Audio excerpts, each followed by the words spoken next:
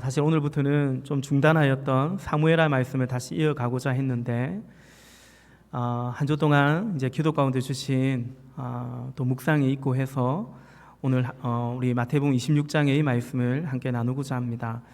제가 이 말씀을 준비하다가 우리 교회에서 이 본문을 설교했다라는 기억이 있어서 찾아보니까 병행 본문인 마가복음 14장의 말씀으로 우리 교회가 정식으로 이제 설립 예배를 드리고 그 다음 첫 주일 예배 때 2017년 마지막 이제 12월 30일인가요? 31일인가요? 같은 송년 주일 예배가 우리 교회는 첫 주일 예배였거든요. 한 6년 전인 것 같습니다. 5년, 6년 전인 것 같은데 그때 이 말씀을 전했더라고요. 다시 한번 우리가 예수님의 머리에 매우 값진 향유 옥합을 부어드린 한 여인의 이야기, 그 가운데 주시는 메시지를 나누고자 합니다. 첫 번째 이 말씀 가운데 우리가 보게 되는 것은 사람의 어떤 도모가 아닌 하나님의 뜻이 하나님의 때에 이루어진다라는 것을 보게 됩니다. 본문 1절부터 5절까지 말씀이죠. 대제사장들과 장로들이 예수를 죽이려고 이들이 작당 모의를 합니다. 그러나 그들은 백성이 두려워서 혹 이제 밀란이라도 일어날까 두려워서 이 6월절, 이 명절을 피하고자 했더랬습니다. 그러나 그들의 생각대로 되는 것은 아니죠. 예수님이 말씀하신 그대로 이루어짐을 봅니다. 2절 말씀에 예수님께서 너희가 아는 대로 이틀이 지나면 6월절인데 인자가 넘겨져서 십자가에 달릴 것이다 라고 말씀합니다.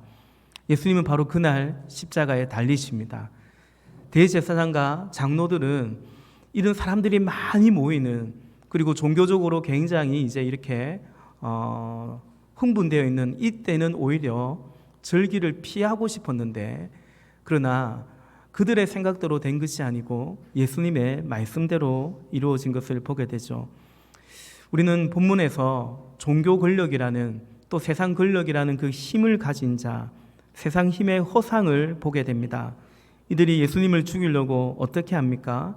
고작 한다는 짓이 속임수입니다. 4절에 보니까 예수를 속임수로 잡아서 죽이려고 모의했다라는 것입니다. 이들은 예수가 두려운 것입니다. 또 예수를 어찌하려고 하니 백성도 두려운 것입니다. 그들은 예수 위에, 백성 위에 군림해 있다고 생각하고 있는데, 그러나 그들의 힘을, 그들의 자리를 지키느라 이리도 안절부절인 것입니다. 이들은 자신들의 힘을 가시하려 하지만 사실은 그럴 만한 힘이 오히려 없는 것을 보게 되죠.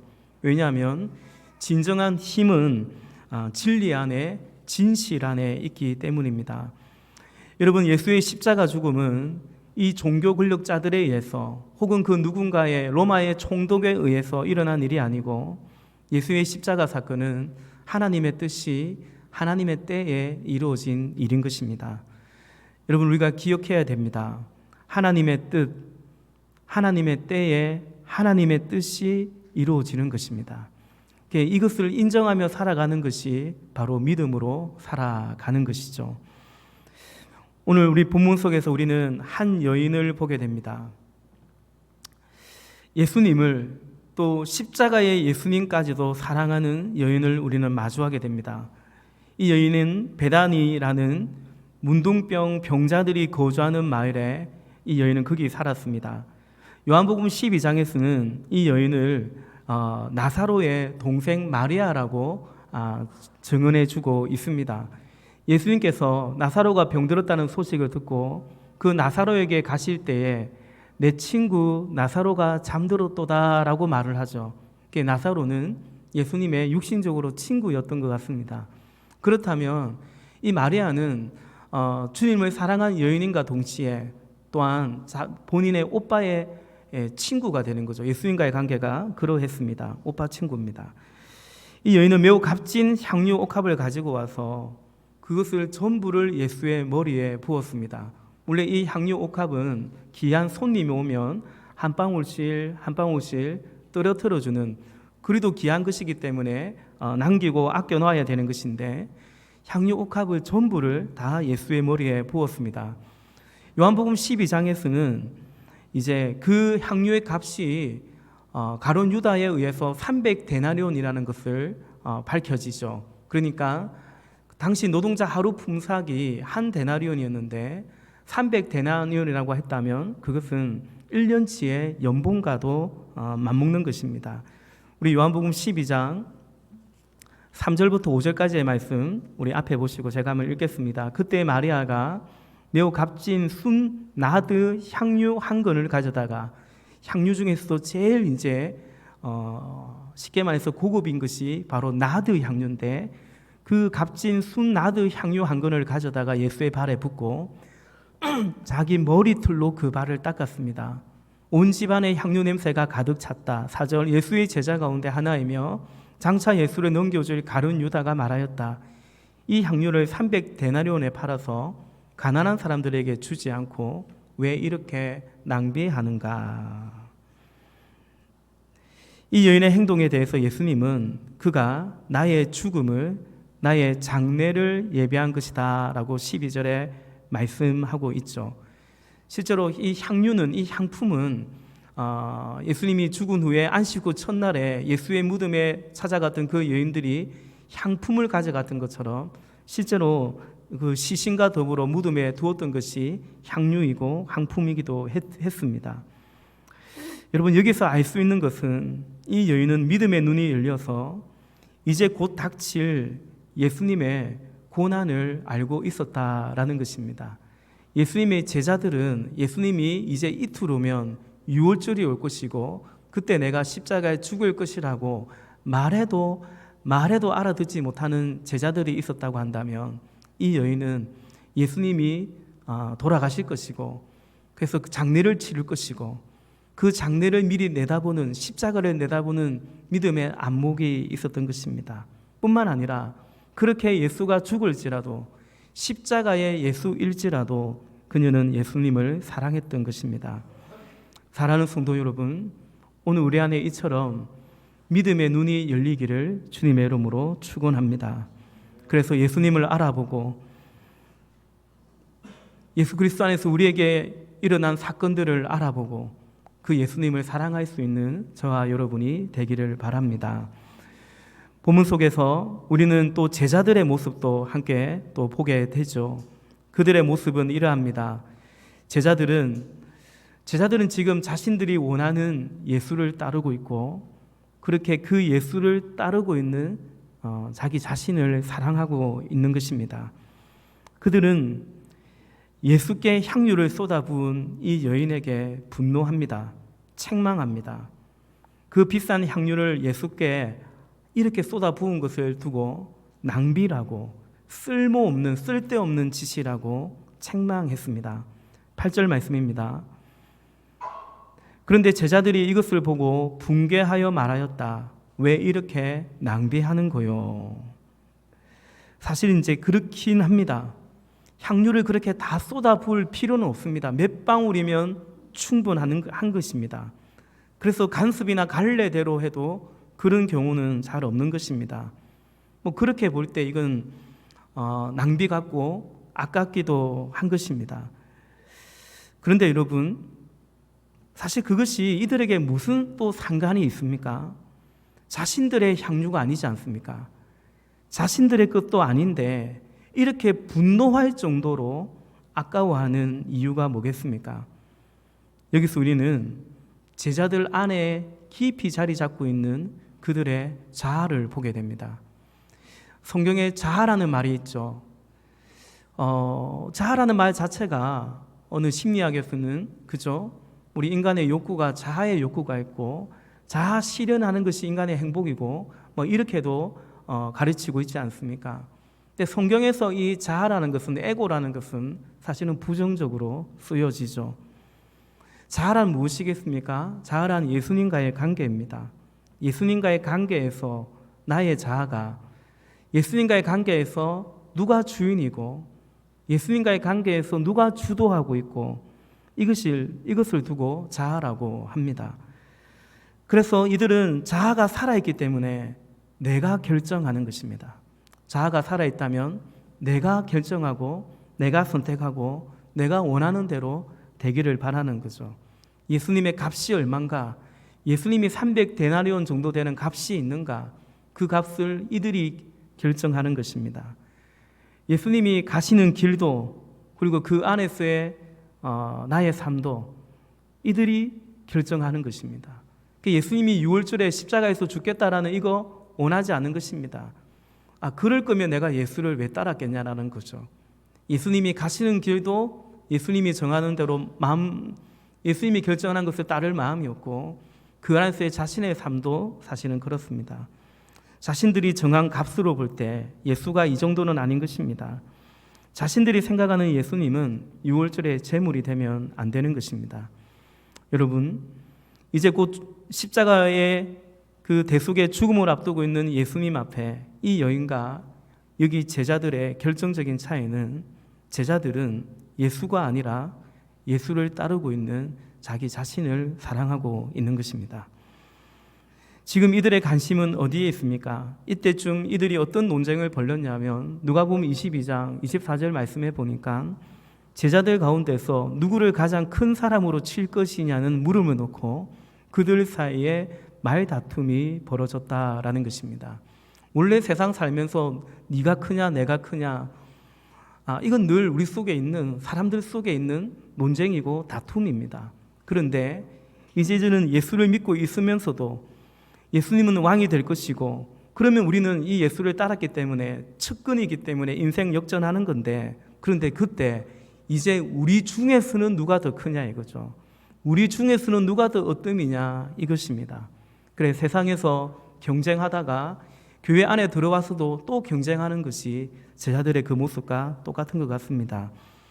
우리가 몇 주 전에 요한 3서 말씀을 보았는데요, 요한 3서 1장 9절과 10절의 말씀에 보니까 그러나 그들 가운데서 으뜸이 되기를 좋아하는 디오드레베는 우리를 받아들이지 않았습니다. 그러므로 내가 가면 그가 하는 일들을 덜추어내겠습니다. 그는 악한 말로 우리를 헛들고 있습니다. 그는 그것으로도 만족하지 않고 자기도 신도들을 받아들이지 않을 뿐만 아니라 받아들이려는 사람들까지 방해하고 그들을 교회에서 내쫓습니다 라고 말합니다. 예나 지금이나 으뜸이 되기를 좋아하는 사람, 그들은 경쟁합니다. 그러면서 헐뜯는 거죠. 비방하는 거죠. 또한 자신들이 하지 않으면, 자신들이 못하면 다른 사람들도 못하게 합니다. 왜냐하면 내가 못하는 것을 다른 사람이 하면 나는 더 이상 으뜸이 되지 못하기 때문이다 생각하는 거죠. 요한 3서가 우리 몇 주 전에 보았는 것처럼 사랑하는 가이오를 축복합니다. 아주 기뻐하죠. 요한 장로님이 그가 사랑 안에서 행하고 진리 안에서 행하고 있다는 거죠. 근데 요한 3서에서 사랑 안에서 진리 안에서 행하는 것이 뭐냐면 당시 그 순회 전도자들을 따뜻하게 맞아주고 한대하고 섬기는 바로 그것이었습니다. 가이오는, 그 편지의 수신자인 가이오는 그 일을 아주 잘했던 것입니다. 그런데 누군가를 섬기고 하는 것이 사실 쉬운 일만은 아니지 않습니까? 그냥 말로 때울 수 있는 것은 아니지 않습니까? 그러다 보니까 그 안에, 그 교회 안에 디오드레베라는 사람이 있는데 이 사람은 으뜸이 되기를 좋아하는데 그런데 섬기지 못하는 겁니다. 그러면 자신이 못 섬기면 다른 섬기는 사람들을 칭찬하든지 격려해 주면 될 터인데 그것이 아니라 자신도 하지 않을 뿐만 아니라 다른 사람들도 하지 못하게 막아버리고 헛들고 비방하고 그랬다라는 것입니다. 지금 제자들이 이 여인에게 분노하고 있는 장면, 그 대목이 사실은 흡사합니다. 나도 못하는 것을, 우리도 못하는 것을 지금 이 여인이 예수님께 하고 있는 것입니다. 바로 그처럼 이들은 철저하게 자아에 묶여 있고 자아에 충실하고 있는 것이죠. 그런데 문제가 있습니다. 자신들이 이런 사람들이라는 것을, 예수님을 따라가고 있지만 참 아까워하면서 따라가고 있다는 이 사실을 이제 들키면 또 안 되는 것입니다. 잘 숨겨야 되죠. 그래서 이때 사람들이 같은 편을 모으고 뭉치는 것 같습니다. 제자들이 다투다가도 오늘 이 여인 앞에서 제자들은 하나가 됩니다. 함께 비방합니다. 물론 앞장선 것은 가룟 유다지만 제자들의 마음이 일치했음을 복음서는 우리에게 증거해주고 있습니다. 그리고 아주 그럴싸하게 명분을 내세우면서 자기 방어를 합니다. 가난한 자들을 위해서라는 말을 하지요. 우리 9절 말씀입니다.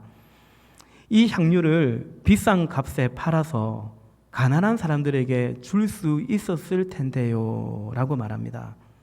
이들이요, 이거 팔아서 가난한 자들에게 주면 더 좋지 않겠냐라고 말을 해요. 고작 은 30에 예수를 팔아 넘기는 사람인데요.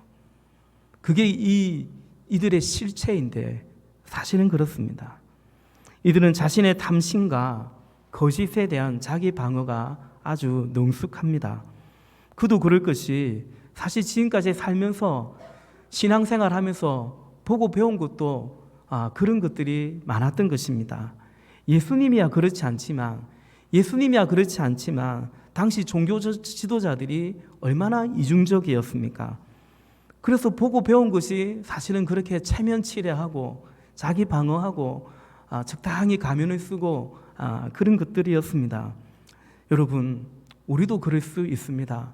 신앙생활 오래 하면, 신앙의 연수가 늘어나면 우리는 어떤 사람이 됩니까? 체면치레로 신앙생활을 적당히 하는 그런 것들이 자꾸만 늘어나고, 그런 것들이 점점 테크닉이 늘어나고, 어쩌면 그럴 수 있는 것입니다. 우리의 자녀들이 믿는 가정에서 자라가며 또 교회에서 자라가면서 뭘 보고 배울까요? 예수 믿고 산다는 것은 뭐라고 배울까요? 여러분, 고등학교를 졸업한 학생들이 대학교에 가면 90% 이상이 더 이상 교회를 출석하지 않는다.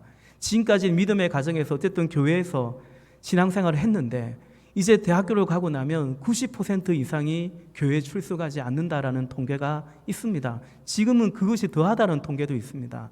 우리 지금 많은 청년들이 있지만 이 중에서도 신앙생활 중단했다가 예배당에 나오고 있는 지체들도 많이 있고, 여러분의 주변에는 예배하지 않는, 더 이상 신앙생활하지 않는 그런 지체들도 또 사실은 많이 있는 것도 사실입니다. 여러분, 한마디로 지금 이 상황은 예수님을 사랑하고 예수님께 헌신하는 이 여인을 예수의 제자라고 하는 사람들이 집단적으로 괴롭히고 있는 장면이기도 합니다. 누가 그렇게 판단했느냐? 예수님이 그렇게 판단하셨습니다. 정확하게 적시해 주십니다. 우리 10절 말씀, 10절 같이 한번 읽어보겠습니다. 10절입니다. 예수께서 이것을 보시고 그들에게 말씀하셨다. 왜 이 여자를 괴롭히느냐? 그는 내게 아름다운 일을 하였다. 아멘. 본문을 통해서 우리가 알 수 있고 또 묵상하게 되는 것은, 지금 이 여인이 예수님을 사랑하는데 예수님을 사랑하는 것은 한편 괴로운 일이고, 그리고 또 한편 아름다운 일이다라는 것입니다. 왜 이 여자를 괴롭게 하느냐? 여러분, 우리의 헌신과 우리의 섬김은 고통을 통과할 때가 많습니다. 이 여인의 행동은 결코 낭비나 허비나 쓸데없는 짓이 아닙니다. 그러나 그렇게 보여질 수 있고 그렇게 비방을 받을 수도 있습니다. 거룩한 분에게 최고의 것을 드리는 것은 결코 낭비가 아니고 사실은 그것이 예배입니다. 오늘 재승 형제가 함께 나누었던 그 고백과도 같은 것입니다. 우리가 이렇게 시간을 내고 다소 먼 길을 왔다 갔다 하고 예배 자체에 우리의 헌신이 들어가 있는 이 예배, 이렇게 우리가 예배하는 것은 결코 낭비가 아닙니다. 예수님이 말씀하십니다. 그는 내게 아름다운 일을 하였다라는 것입니다. 누군가에게는 못마땅한 일이요, 그래서 이 여인을 괴롭히는데 예수님 말씀하시기를 내게 아름다운 일을 하였다라고 말합니다. 사랑하는 여러분, 십자가가 그러합니다. 우리의 헌신과 섬김과 희생이 다 그러합니다. 고린도전서 1장에서 사도 바울이 말하는 것처럼 십자가가 누군가에게는 십자가의 도가 어리석게 보일 것입니다. 뭘 믿어도 이렇게 믿느냐? 아니, 예수님이 귀한 손님이면 손님이지 향료 한두 방울 그렇게 잘 떨어뜨리고 머리에 다 이러면 그것만도 충분한데 뭐 이렇게까지 다 쏟아붓느냐? 어리석게 보일 수 있습니다. 그래서 이 여인의 헌신도 그렇게 보였기 때문에 괴롭히고 해방하고 비방을 받았습니다. 그런데 아닙니다. 주님께서 아름다운 것이라고 말씀하십니다. 괴롭고 고통스러울 만치 아름다운 그 헌신이 바로 십자가입니다. 주님을 사랑한다는 것은 그것은 마냥 쉬운 것은 아니지만 그러나 그것은 아름다운 것입니다. 여러분, 예수님에게 그 십자가는 얼마나 괴롭고 고통스러운 사건이었습니까? 예수님이 그것이 주님의 뜻인 줄 알았지만 겟세마네 동산에서 그 땀이 피가 되어 흐르도록 기도하신 것은 할 수만 있다면 이 잔을 내가 좀 피할 수 있지 않겠습니까? 그러나 결국 내 뜻대로 하지 마시고 아버지의 뜻대로 되기를 간절히 기도했습니다. 나의 하나님 어찌하여 나를 버리시나이까? 한 번도 주님 하나님과 분리된 적이 없는 예수님이 우리가 버림받은 우리 대신 우리의 죄의 그 값을 지시고 하나님과 분리되는 바로 그 고통과 괴로움이 십자가였습니다. 그런데 여러분, 예수님의 그 십자가가 오늘 우리에게 그냥 그렇게 표현하기에도 부족하지만 오늘 우리에게 얼마나 아름다운 것입니까? 저와 여러분에게 얼마나 아름답고 고귀하고 감사한 것입니까? 우리를 향한 하나님의 사랑과 하나님의 은총의 클라이막스인 것입니다. 여러분, 그렇게 주를 믿고 따르는 우리의 십자가도 사실은 그렇습니다. 십자가는 고통이고 자기 부인이고 괴로운 것입니다. 어리석어 보일 수 있습니다. 그러나 주님 보시기에 아름다운 것입니다. 오늘 여러분이 섬기고 희생하는 것은 아름다운 것입니다. 오늘만 그런 것이 아니고 길이 아름다운 것입니다. 참 아름다운 헌신은 기억이 되고 그리고 전해지고 이어집니다. 그리고 그 열매가 바로 우리의 믿음의 후손들, 우리의 자녀들이 바로 그 헌신의 열매이기도 합니다. 우리 본문 13절 말씀 같이 또 읽어보겠습니다. 시작. 내가 진정으로 너에게 말한다. 온 세상 어디서든지 이 복음이 전파되는 곳에서는 이 여자가 한 일도 전해져서 그를 기억하게 될 것이다. 아멘. 그녀를 기억하게 될 것이다 라고 말합니다. 여러분, 이 복음은 전파되어 왔고 우리에게도 전파되어졌고 앞으로도 전파되어 갈 것인데 그 복음이 전파되는 그 현장마다 복음과 더불어 이 여자가 한 일도 전해져서 기억하게 될 것이다. 우리도 역시 오늘 보고 있고 기억하고 기념하고 있는 것입니다. 디모데후서 1장 5절 말씀에 보면 바울이 디모데를 향해서 이렇게 고백하죠. 나는 그대 디모데 속에 있는 거짓 없는 믿음을 기억합니다. 그 믿음은 먼저 그대의 외할머니 로이스와 어머니 유니게 속에 깃들여 있었는데 그것이 그대 속에도 깃들여 있음을 나는 확신합니다. 그러니까 디모데를 만났는데 바울이 복음을 전하기 이전부터 디모데 안에 하나님을 향한 경외하는 거짓 없는 믿음이 있는데 그러고 보니 그 믿음은 외할머니 로이스와 어머니 유니게 속에 깃들여 있던 것이고 그것이 디모데에게 전해져 있었다라는 사실을 성경은 말하고 있죠. 오늘 우리는 본문 14절 이하 16절 말씀을 통해서 가룟 유다 은 30에 자신의 선생을 팔아먹은 가룟 유다의 영원한 배신을 보게 됩니다. 참 열받는 것은 여러분 고작 그거 받고 팔았냐라는 것입니다. 더 받지. 고작 그거 받고 팔았냐. 더 속상하고 더 열받습니다. 그러나 또한 자신의 전부를 부어드린 한 여인의 영원한 헌신을 우리는 또 보게 됩니다. 오늘 나에게 예수님은 어떤 분인지, 오늘 나에게 예수님의 값은 어느 정도인지 묵상해 봅니다. 여러분, 예수님께 무엇을 드리시겠습니까? 여러분에게 있는 향유를 예수님께 드리시겠습니까? 혹은 얼마 정도면 예수님을 팔 수 있겠습니까? 얼마 정도면 주의 계명을 어기고 얼마 정도의 보상이 오면 신앙 양심을 버릴 수 있습니까?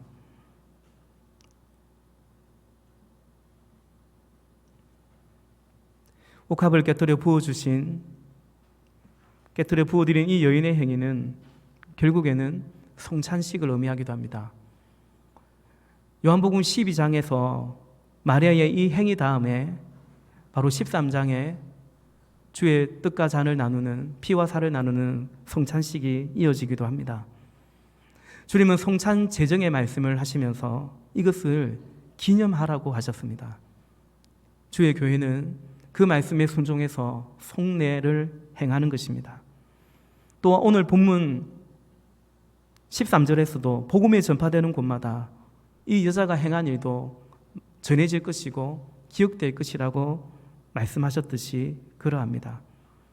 사랑하는 여러분, 복음이 전파되는 곳마다 이 사건이 전해지고 기억될 것이라고 말씀하신 이유가 뭐겠습니까? 바로 이 여자의 이 행동은, 주를 향한 이 사랑과 헌신은 바로 다만 이 여인이 주를 향해서 하는 행동이 아니라 예수 그리스도께서 우리를 향하신 사랑이요 행동이기 때문입니다. 이 여인의 행동을 통해서 예수님의 사랑이 그 안에 증거되고 있기 때문입니다. 여러분, 이 여인의 행위 안에는 복음이 녹아 있습니다. 이 여인이 자신의 전부인 것 같은 향유 옥합을 깨뜨려 부었듯이 주님께서는 당신의 생명을 깨뜨려 그 모든 살과 피를 쏟아 주셨습니다. 그러기 위해서 마치 배단위 같은, 하나님 앞에 정말로 정결하지 못한 그 배단위 같은 그런 우리 인생에 찾아오셨고, 도저히 친구 먹을 수 없는 우리의 친구가 되어주셨고, 사랑할 이유가 없는 우리를 사랑하시되 생명으로 사랑해 주셨습니다. 여인의 이 향유 옥합은 여인의 옥합이기 이전에 예수님의 향유 옥합이고 예수님의 생명이고 사랑인 것을 의미합니다. 그러므로 여러분, 말씀을 마치면서 저와 여러분, 우리의 향유 옥합이 뭔지를 살펴보았으면 좋겠습니다.